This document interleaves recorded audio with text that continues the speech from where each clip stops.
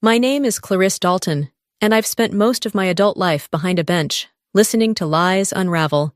You'd think I'd be immune to cruelty by now, but nothing hardens you quite like the kind that comes wrapped in a silk dress and a sister's smile. The engagement party was grand. Crystal glasses clinked beneath soft chandeliers, and music hummed from a string quartet in the corner. Her fiancé's family was everywhere. Perfect teeth, perfect posture, perfect ignorance. And then there was me, the older sister no one bothered to introduce properly, the one they called quiet, as if that were an insult. I arrived on time, dressed in understated black, just as I always do in court. And as I crossed the room toward the champagne table, my sister looked me straight in the eyes, tilted her head ever so slightly, and smiled. Not the kind of smile that welcomes, the kind that says, "You're not supposed to be here." She leaned into her friends, whispered something behind her hand, and they all turned to glance at me, curious, amused, dismissive. I didn't flinch. I've heard murderers try to charm a jury. I've watched families crumble under the weight of one bad decision. But that night, standing under the soft glow of chandeliers and judgment, I realized something else. The worst betrayals don't come from strangers. They come from the people who know exactly where to aim. People often assume that silence means weakness, that if you don't fight back, you must not have the strength. But the truth is, some of us learned early on that being invisible was safer, cleaner, easier to survive. Growing up with Camille meant learning how to make myself small. She was the bright one, the charming one, the one who knew how to tilt her head just right to get what she wanted. Our parents doted on her like she was made of porcelain and gold. "Your sister has such a way with people," they'd say, usually after she'd gotten out of trouble with a quick lie or a perfect pout. Meanwhile, I was the quiet one, the serious one, the too intense child who read in corners and corrected teachers. By the time we were in high school, Camille had already decided I was boring. She'd host parties I wasn't invited to, tell people I was adopted from the library, and mock the way I dressed. At the dinner table, our parents laughed along. "Clarice just doesn't know how to let loose," Mom would chuckle. Dad never looked up from his plate. No one ever asked me what I wanted to be. No one cared where I went after school, as long as I didn't cause problems. So I didn't. I studied. I disappeared into textbooks and case law. I learned how to dismantle arguments without raising my voice. While Camille chased college boys and botched her communications degree, I graduated early and got into law school without a single cheer from home. When the acceptance letter came, Camille rolled her eyes and said, "So you're gonna be one of those courtroom women with no life, huh?"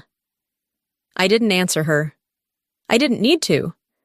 After graduation, I moved across the state, clerked for a federal judge, prosecuted white-collar crime cases until my name began to mean something in the legal community. I was appointed to the bench at 38, the youngest in my district at the time. The newspaper wrote about it. My name was on the front page of the Metro section, just below a photo of me standing in front of the courthouse, robe in hand. I sent a copy to my parents. No one called. The silence from them wasn't shocking. By then, I had learned the difference between distance and peace. It didn't hurt the way it used to. I had my courtroom, my chambers, my life. I wore my title like armor and used my voice to cut through the nonsense of liars and petty grievances. In court, people listened to me. In my family, I was still just the older sister. I only saw Camille a few times after that. Weddings, birthdays, the occasional holiday where Mom begged us to pretend we were still close. She'd show up in sequins and stilettos, always with a new story about how exhausting her social life was. I'd sit at the end of the table, watching her perform, wondering how someone could be so full of noise and still say nothing that mattered. We hadn't spoken in over a year when I got the invitation. It was a glossy white envelope with rose gold trim, scented, of course, with some cloying floral perfume. Inside was a card that read, "Join us in celebrating the engagement of Camille Dalton and Jonathan Pierce." There was no mention of me on the invite, no +1, not even a handwritten note. Then came the text, "Hi sis, just FYI. Don't feel like you have to come if you're busy. Jonathan's family is a little high profile. Try not to wear anything too serious, okay? XXC. Too serious. That line stayed with me for days. She had no idea how serious I'd become. How many lives I'd changed with the swing of a gavel. How many men in $1,000 suits had called me Your Honor with trembling voices. Camille still thought of me as the girl in second-hand clothes, clinging to books and formality. She didn't know me at all, but that was the thing. They never asked. So I bought a dress. Simple, black, elegant. Not flashy, just tailored.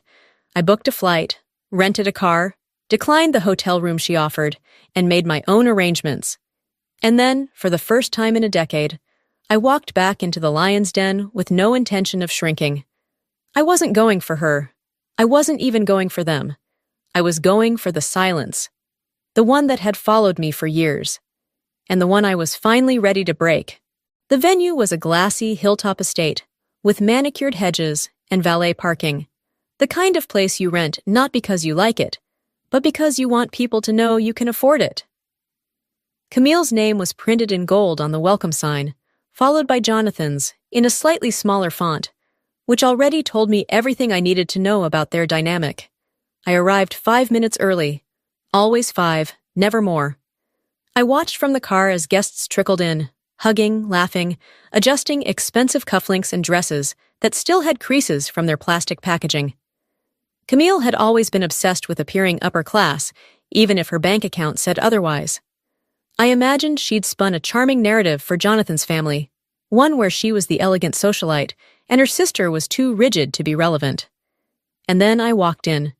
There was no announcement, no gasp, just a glance from the hostess who handed me a champagne flute and said, "Welcome." Her voice was polite, distant, and I could tell she had no idea who I was. Perfect. Inside, the place was buzzing. People in polished shoes and practiced smiles floated from corner to corner, circling Camille like she was the sun. I stayed near the back, sipping quietly, watching how easily everyone fell into orbit around her. She looked beautiful, I'll admit that. But beauty and character have never had much to do with each other. I caught sight of our parents across the room. My father's hair was grayer, but he still had that same passive expression he wore through most of our childhoods, present but not involved. My mother, on the other hand, was beaming, wearing a dress too young for her age and a necklace I recognized as a gift I'd sent years ago, one she'd never acknowledged. She saw me, paused, and smiled with a polite confusion, like I was an acquaintance she couldn't quite place. Then turned back to her friends. Not a word, not even a wave. I found a seat near a corner table, partially shielded by one of the oversized flower arrangements. It was better this way. They didn't want me visible, and I didn't want to be seen through their eyes anymore. Then Camille found me. She was in full hostess mode, air kisses, soft hands, fake laughter. When her eyes landed on me, something behind them tightened. "Well, look who made it," she said, voice dripping with performative warmth. "I wasn't sure you'd come. Didn't think this kind of scene was really your thing." "It usually isn't," I replied, matching her smile with one of my own. "But I had the time." She gestured to my dress with a raised eyebrow. "Black, huh? Bold choice for an engagement party." I didn't bother explaining that black was what I wore when I wanted to be taken seriously. I knew better than to offer depth to people who came only to skim the surface. "I figured someone needed to ground the palate," I said instead. She blinked, clearly unsure if I was being sarcastic. Then she leaned in and lowered her voice. "Just try not to make things awkward, okay? Jonathan's family is, they're very big on appearances, and they ask a lot of questions." I held her gaze. "Then maybe they'll get real answers." That was enough to make her laugh, loudly, theatrically, before waving it off like I'd made a joke. Classic Clarice, always so intense. She flitted off before I could reply, already mid-giggle with someone in heels too high to walk in. I exhaled slowly and sipped my drink. There it was again, that word, intense, a lifetime of being called too much, when all I ever tried to be was enough. Jonathan approached me later during dinner. I was alone at the table, picking at a plate of smoked duck that had gone cold. He looked like a politician, tall, smooth, careful, the kind of man who shook hands with both palms and probably practiced empathy in the mirror. "Clarice, right?" he asked. "Camille's sister?" I nodded. "That's me." He smiled, but it didn't quite reach his eyes. "She doesn't talk about you much. I wasn't sure if you two were close." I tilted my head. "We're sisters." He chuckled, unsure what to do with that. "She said you do something in law?" I met his gaze. "Something like that." There was a flicker of curiosity behind his eyes, but it faded. He asked nothing further. Camille had likely filled his head with some diluted version of my life, maybe paralegal, maybe policy aide, anything but the truth. Which was fine. Some truths are like verdicts. You don't hand them out before the trial's over.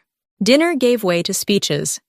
Camille's friends rose one by one, giggling through toasts full of childhood memories and compliments so sweet they bordered on syrup. It was the kind of performance that made people feel important by association, laugh in the right places, sip on cue, smile for the camera. Camille soaked in the attention like it was sunlight, her laughter floating through the room with the polish of someone used to being adored. I stayed seated at the far end of the hall, partly obscured by a centerpiece of white orchids. I wasn't there to be seen. They made it easy. Throughout the evening, I'd become a fixture, someone people passed without registering.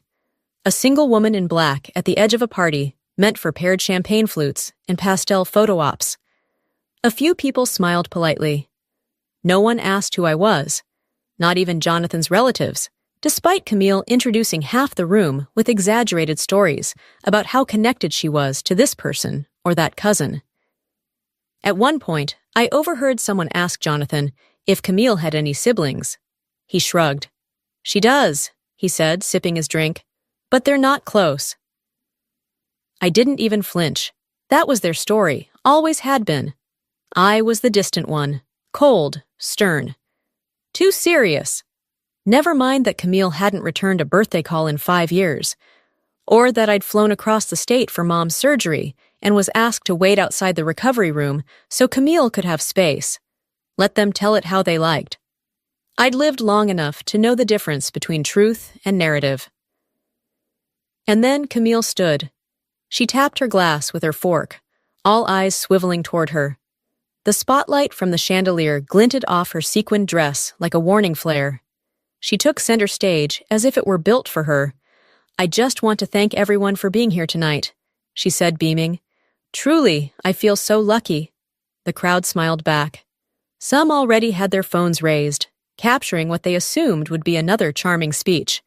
"I know this may come as a shock," she went on giggling, "but I wasn't always this put together." Soft laughter. Jonathan smiled, leaning back in his chair, proud. "In fact," Camille continued, "growing up, I was the wild one. My sister, Clarice, was the opposite. She was, let's just say, very strict, very by the book." There was a pause, the kind people mistake for humility before a joke lands. "She once filed a formal complaint because I borrowed her sweater without asking. I was 13. Laughter erupted. I stayed still, my expression unreadable. "She's always been that way," Camille said, waving her hand dismissively. "Judgy, rigid. Honestly, I'm just grateful she showed up tonight. She's not big on family gatherings, or, smiling." She looked right at me, held the gaze just long enough to register, then winked. My fork rested lightly beside my untouched entree. Jonathan nudged her. "Be nice," he said with a grin. Then he turned toward me, smiling like he was part of a harmless inside joke. "But really," he added, "we're lucky she made time. I mean, Camille said you work in... what was it, county records?" I tilted my head slightly, not speaking. "Or maybe admin," he added. "Either way, sounds like important paperwork." There it was. The insult wasn't even cruel. It was worse. It was condescendingly small, an erasure spoken so casually it didn't even sting, just clarified. Camille looked pleased. Her smile stretched like a cat's, basking in the assumption that I would, as always, swallow it in silence. I wiped the edge of my glass and met Jonathan's gaze. "I'm sorry," I said calmly. "Where did you hear that?" He blinked. "Camille said something about you working in government? Office work?" I didn't answer right away. Let the moment stretch. Let the pressure build where their confidence used to sit. "No," I said.